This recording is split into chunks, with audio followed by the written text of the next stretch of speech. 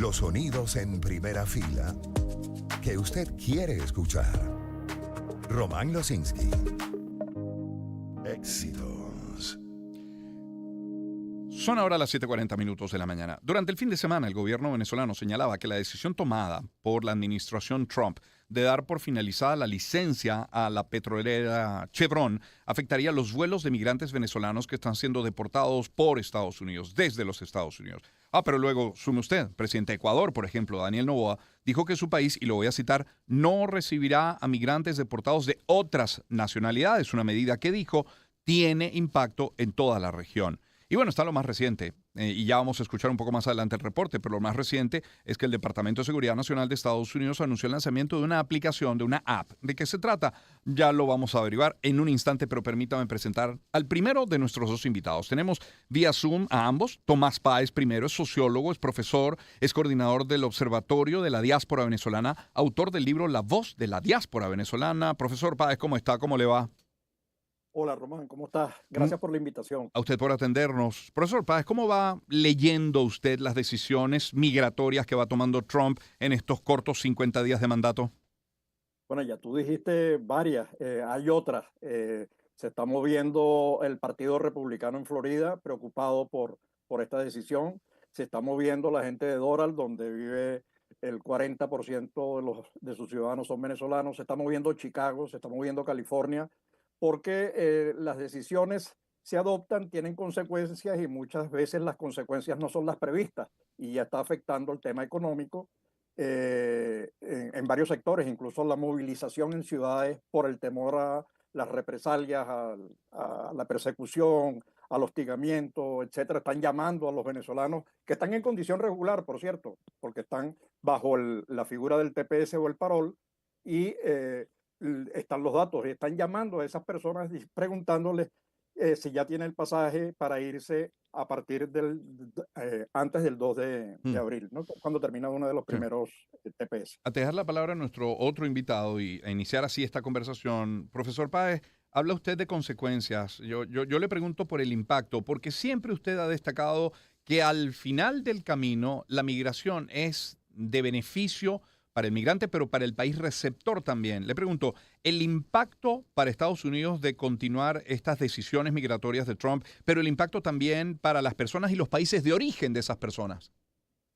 No, en ambas direcciones, digamos, la diáspora es irremediablemente, toda diáspora es irremediablemente positiva.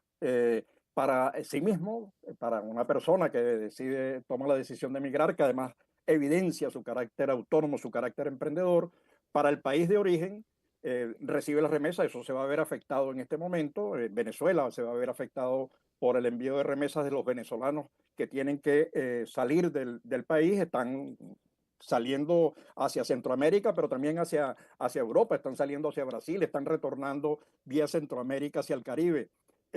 Y el país de acogida también se va a ver afectado en términos económicos, sociales, políticos y culturales, y ya se está produciendo esos impactos. Permítame incorporar en la conversación, profesor Páez, a Arturo Bravo. Él es abogado binacional, es profesor universitario de la Universidad Católica Andrés Bello, de la Universidad de Miami también, socio principal de la firma internacional Crosswise en Miami y en Caracas, firma que maneja temas migratorios, entre otras áreas que no las únicas. Qué gusto saludarle, señor Bravo. ¿Cómo está? Feliz día. Román, ¿cómo estás? Gracias por la invitación. Mire, hace ¿Cómo está algunas todo? semanas le tuvimos por acá en el estudio. Y siendo que en estas semanas han cambiado muchas cosas, siendo que en estas semanas se han tomado decisiones importantes en materia migratoria, me voy a permitir hacerle la misma pregunta que entonces le hice. ¿Quiénes, profesor Bravo, qué migrantes deberían preocuparse primero, preocuparse después de su situación, habida cuenta de las más recientes noticias? Bueno, yo creo que lamentablemente el panorama ha cambiado y no positivamente. Y ciertamente creo que la preocupación en general está difundida en términos de los migrantes en general, como bien lo resaltó el profesor Páez. Y en realidad el punto está en que hay, vamos a decir, un grupo que está mucho más afectado. El primero son los del parol humanitario, que se les suspendió los derechos y eso están prácticamente de salida en términos de la continuación de su estatus dentro de Estados Unidos. Los segundos, que es el grupo de 340 y tantos mil venezolanos, que son los que estamos pues están dentro del dentro del TPS del año 2023. Ujú. Y desgraciadamente, más allá de lo que vaya a pasar con eso, podemos hablar de ese tema, de lo que está en corte, de lo que puede pasar, pero los del TPS que termina en el mes de septiembre. Entonces, definitivamente, creo que todos los grupos de venezolanos que no tienen un estatus de residente están o tienen razones suficientes para estar preocupados, sea TPS, sea parol o sea asilo tal vez, porque independientemente que el asilo proteja a otro grupo de venezolanos, incluyendo a varios del TPS, todavía no se tiene claro qué tan rápido van a estar las cortes para decidir y no necesariamente positivamente los asilos que están en curso, que todavía no han sido decididos. ¿Y qué opciones tienen esos migrantes? Por supuesto, no nos preocupan los venezolanos, pero migrantes en general, ¿qué opciones tienen tanto regulares como irregulares? ¿Qué deberían estar haciendo? Porque para mí regular es el que hoy todavía goza de su parol o de su TPS, pero ¿qué debería hacer hoy?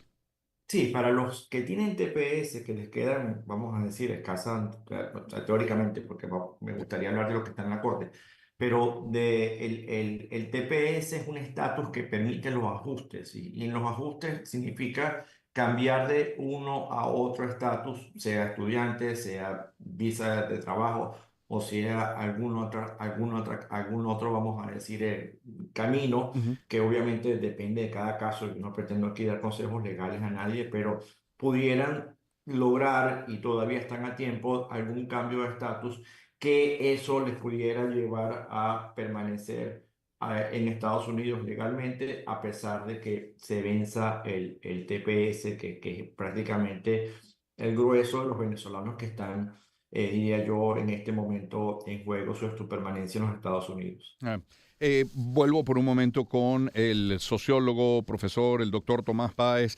Eh, Profesor, aquí hay algo, y es que para tomar toda esta cantidad de decisiones en materia migratoria, Donald Trump lo justifica apelando, entre otras cosas, al nacionalismo, se pone a los migrantes todos prácticamente como si fueran unos delincuentes, parece olvidar que su secretario de Estado se llama Marco Rubio.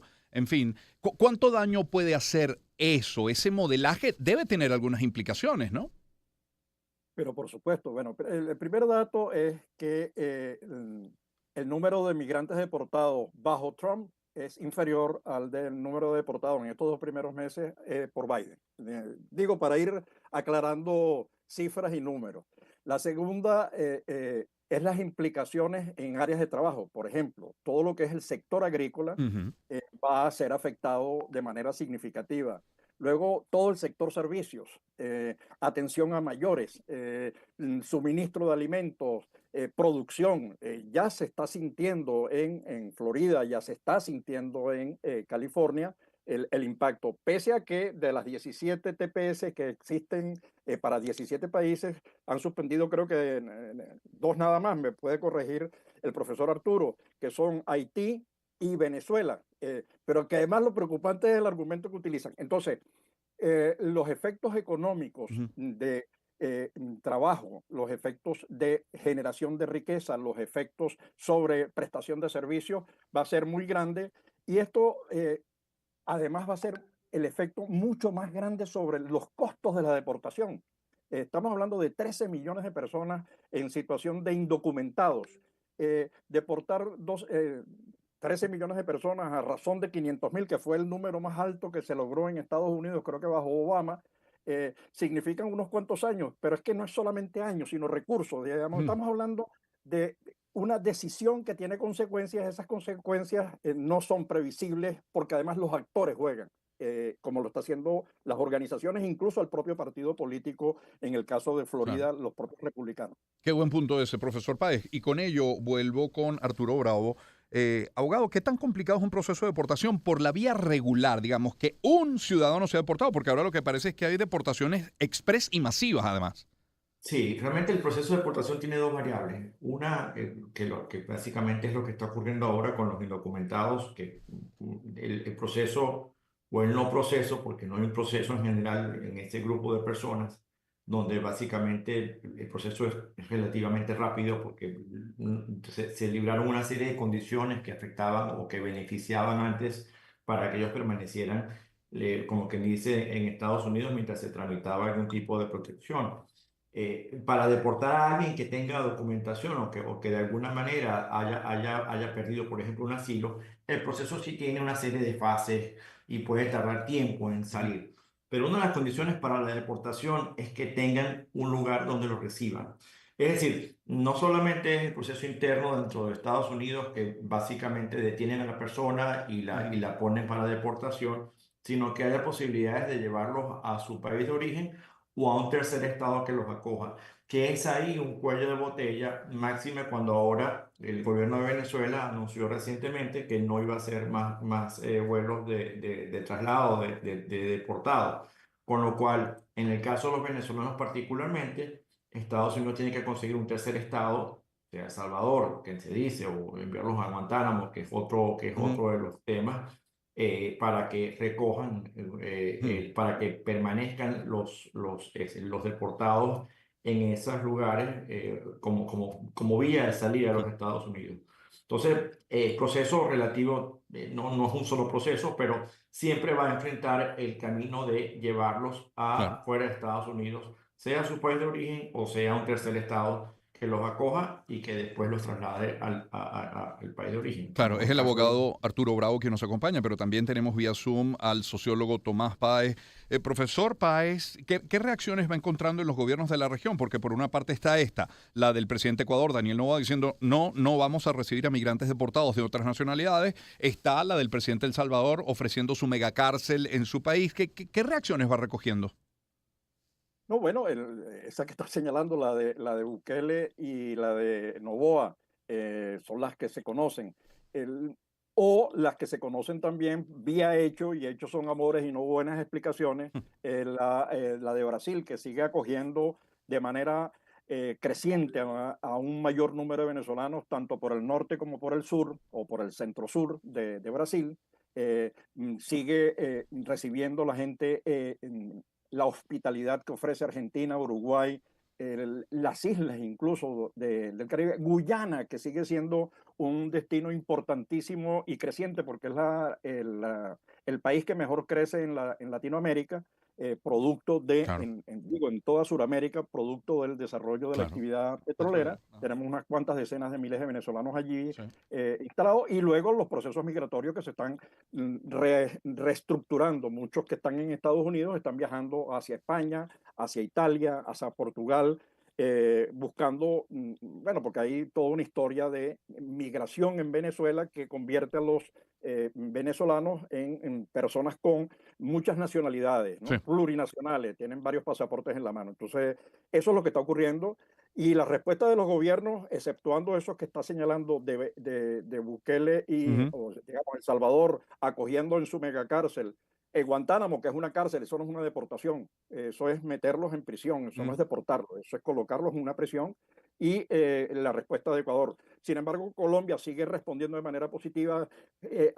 Hasta Panamá, que ha Sí. vivido todo el tema del Darién, junto con Costa Rica, han buscado mecanismos Ujú. para a apoyar a los venezolanos retornados o deportados a salir de Mm. Centroamérica y regresar a aquellos lugares donde quieran regresar, porque Venezuela no es exactamente el mejor de los destinos en este momento para los venezolanos. Decía yo en la introducción que hay algo reciente y es que este lunes el Departamento de Seguridad Nacional de Estados Unidos anunció el lanzamiento de una aplicación. Para hablar de esa aplicación tenemos este reporte desde los Estados Unidos con Stephanie de Souza. La CBP Home sustituye a la CBP One, una aplicación de 2020 diseñada para que los solicitantes de asilo programaran citas en el puerto de entrada. Ahora, el Departamento de Seguridad Nacional está convirtiendo la app en una opción para que los migrantes puedan informar de su intención de autodeportarse. La aplicación forma parte de una campaña publicitaria de alrededor de $200 millones en la que se insta a los inmigrantes a declarar su intención de volver a su país de origen. La aplicación se actualizará automáticamente para todos los usuarios y ya está disponible de forma gratuita en las tiendas de aplicaciones móviles. Funcionarios del Departamento de Seguridad Nacional indicaron que la nueva versión de la aplicación reducirá los costos de la misma para la ley y permitirá al Servicio de Inmigración y Control de Aduanas centrarse en deportar a los delincuentes. Abogado Arturo Bravo, ¿cómo lo ve? Porque supuestamente, y es parte de la oferta, usted allí aplica, muestra su decisión de abandonar los Estados Unidos con el fin de volver a entrar legalmente. Pero ¿cómo se garantiza que aquel que salga pueda volver a entrar a Estados Unidos? No hay forma, ¿eh? Sí, no hay garantía, sobre todo que la no entrada o la entrada posible depende de factores que son totalmente particulares. Es decir, si yo estuve con presencia ilegal en los Estados Unidos, por ley tengo sanciones asociadas a mi no posibilidad de entrar por un periodo de tiempo determinado si permanecí legalmente dentro de los Estados Unidos.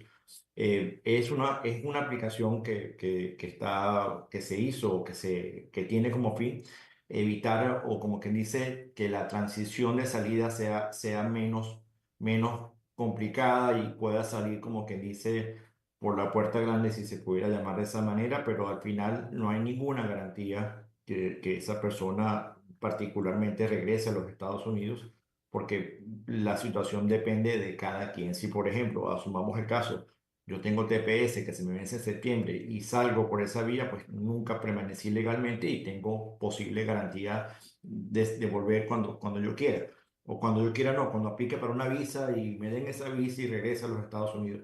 Pero si permanecí aquí 5 años ilegal y indocumentado, pues difícilmente voy a poder hacerlo, porque la presencia ilegal es uno de los factores que impiden que yo regrese o que yo pueda aplicar por una visa posteriormente a mi salida. Para cerrar y de ser posible en un minuto, profesor Páez, le pregunto si este tsunami migratorio que avanza en los Estados Unidos, bueno, llega y arrasa tierra. Pregunto, ¿alguien gana? ¿Gana Estados Unidos? ¿Ganan los países de origen de esos migrantes? ¿Gana el migrante, el ciudadano?